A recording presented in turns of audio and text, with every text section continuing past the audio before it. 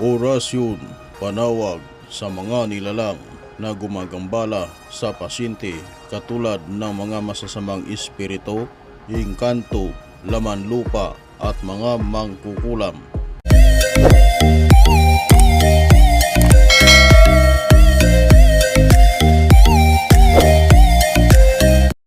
Ikaw ba ay isa sa mga nag-aaral sa lihim na karunungan o bago pa lamang sa mundo ng pag-iespiritual at gusto mong matutunan ang panggagamot sa mga taong may mga karamdaman tulad ng inaalihan ng masasamang espiritu, engkanto o mangkukulam?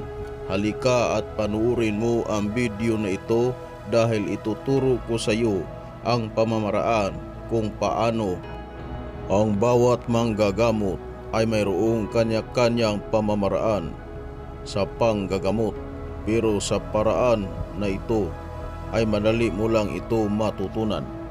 Pero bago mo gawin ang hakbang na ito, nasasabak ka sa kumbati espiritual, dapat ay mayroon kang sapat na debosyon upang magkaroon na matibay na pundasyon ang iyong sarili.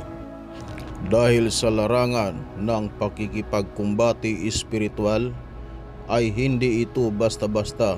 Ito ay labanan ng kapangyarihan, dahil kapag mahina ang iyong pundasyon, maaari kang matalo at ikaw ang babalikan.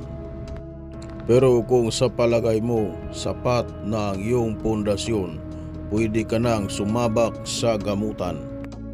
Unang gawin, pagdikitin mo ang palad ng pasyente.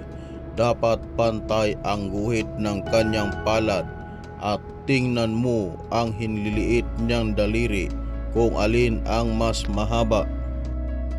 At kung mahaba ang hinliliit niya sa kaliwa, ibig sabihin gawa ng elemento ang kanyang sakit.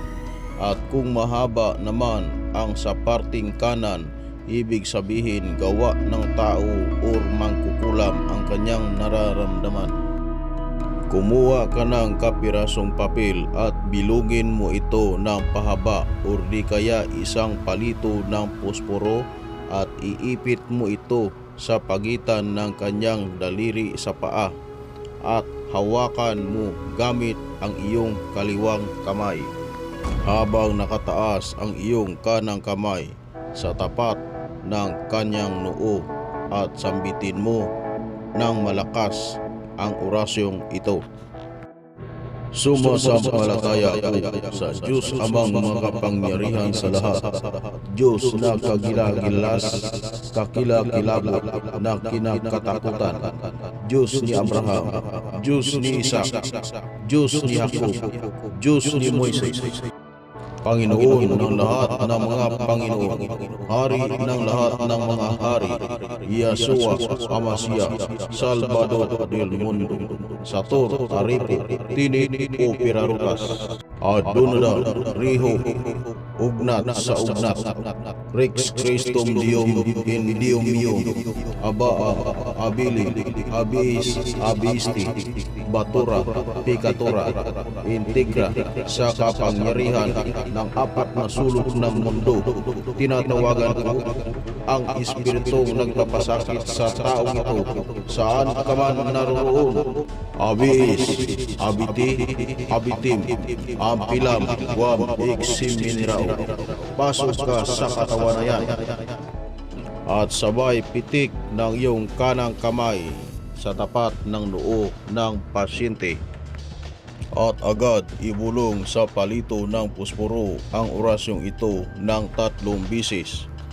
Oble, oblis, igusog at ihipan bago iipit sa daliri ng paa ng pasyente at galaw-galawin.